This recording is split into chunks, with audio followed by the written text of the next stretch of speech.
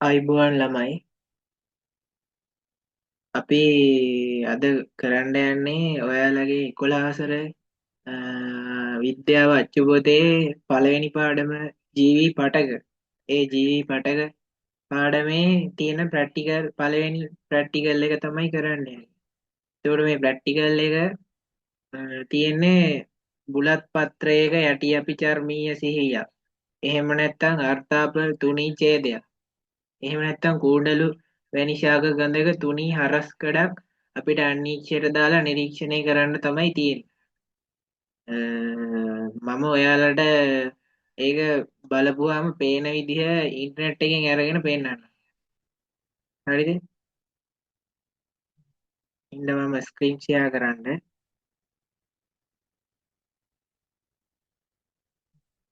මේ තියෙන ඔයාලගේ අච්චුපොත විද්‍යාව ජී පටක පාඩමේ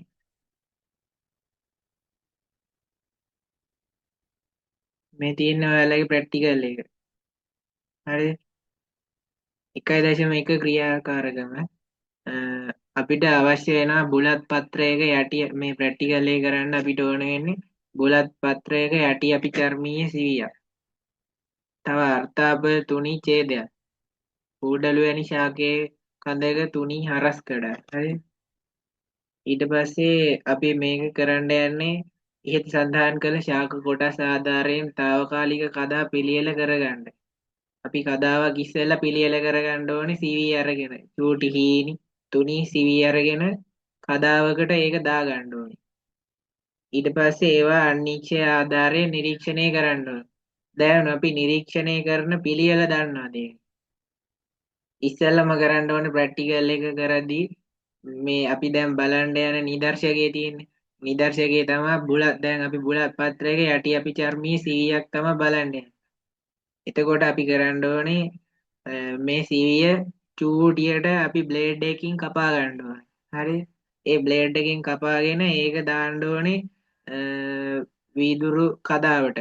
වීදුරු කදාවට දැම්මට පස්සේ ඒක උඩට වැසුම් පෙත්තකින් අපි මොකද කරන්න ඕනේ?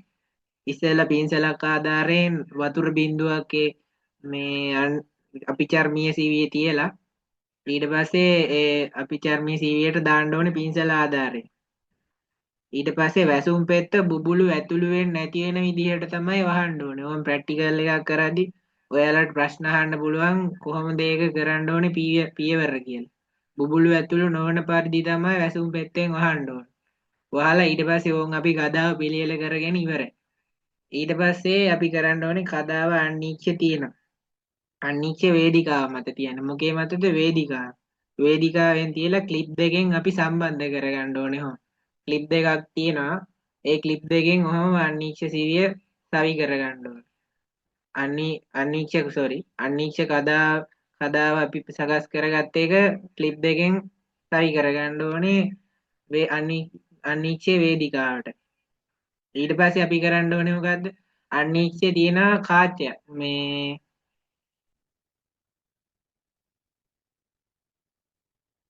ආලෝකය සීරු මාරු කරන්න පුළුවන් වීදුරුවක් තියෙනවා. ඒ වීදුරු මේ ග්ලාස් එක අපි මෙහෙම හරියට ඒක සෙට් කරගන්න ඕනේ.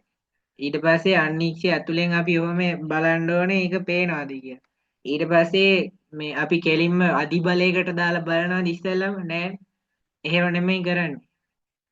ඉස්සෙල්ලා අව බලේ අන්නීක්ෂේ තියෙන අව බලෙන් බලන්න ඕනේ. ඒ කරලා අපි ඉස්සෙල්ලාම සීරු මාරු භාවිතයෙන් ඒක සීරු මාරු කරගන්න ඕනේ. හරිද? දැන් ඒ විදිහට අපි දැන් ඒක සකස් කරගෙන ඉවරයි. දැන් අපි බලමු පේන විදිහ. දැන් මේ ඔයාලට අච්චු පොතේ දීලා තියෙනවා මේ පේන විදිහ. මේ තියෙන්නේ බුලත් පත්‍රයේ යටි අපි චර්මය. මම මේ අත ගන්න මේ ඇරෝ කී එකේ බුලත් පත්‍රයේ යටි අපි චර්මය. හරිද? මේ තියෙන්නේ අර්ථාප තුනී ඡේදය. මේ කූඩලු.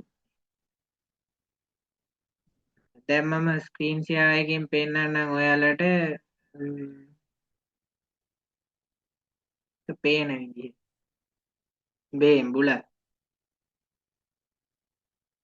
මේ තියෙන එක එක જાතිය බුලත් කොළ තියෙනවා. හරිද? දැන් මේ අපි අන්නිච්චයට දාපුවාම මේ තියෙන්නේ මේ විදිහට තමයි පේන්නේ. මේ පූටිකා පේන අපිට ඇතුලේ. අනීක්ෂ ඇතුලේ. බලපුවා. මේ බලන්න මේ සෛල පේනවා. මේ විදිහට තමයි පේන්නේ අපිට.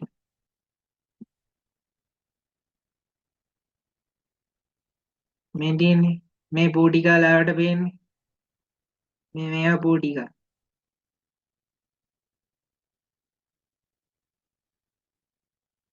ඊට පස්සේ අපි දැන් ඕක බලුවට පස්සේ අපි ඊළඟට බලන්නේ අර්ථාපල. අර්ථාපල තුනී ඡේදය. මේ ඒක පේන ඉතින් මේ තියෙන්නේ පොටැටෝ සෙල්ස්. බේ මේ ඇතුලේ පේන අපිට සෛල බිත්ති එහෙම තියෙනවා මේ.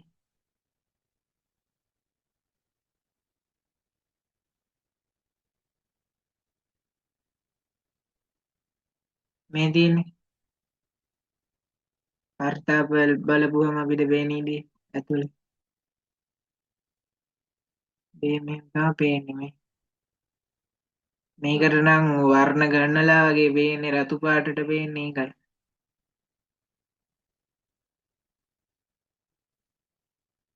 මේ තියෙන්නේ කූඩලු. මේ කූඩලු බලපුවම පේන ඉතින් මේ බලපු අනීක්ෂය ඇතුලේ පුස් බැඳිලා තියෙන මේ දිලීර තමයි පේන්නේ. අදායි.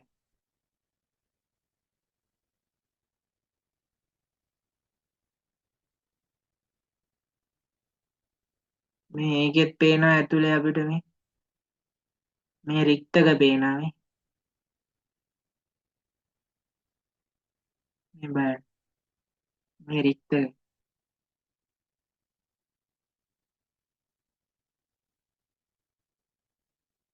මේ තා විශාල කරලා බලපුවාම මේ බලන්න හොඳට පේනවා එතකොට.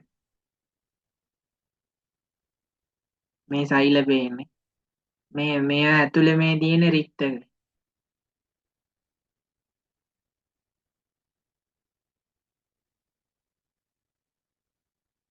හරියමයි දැක්කනේ නේද?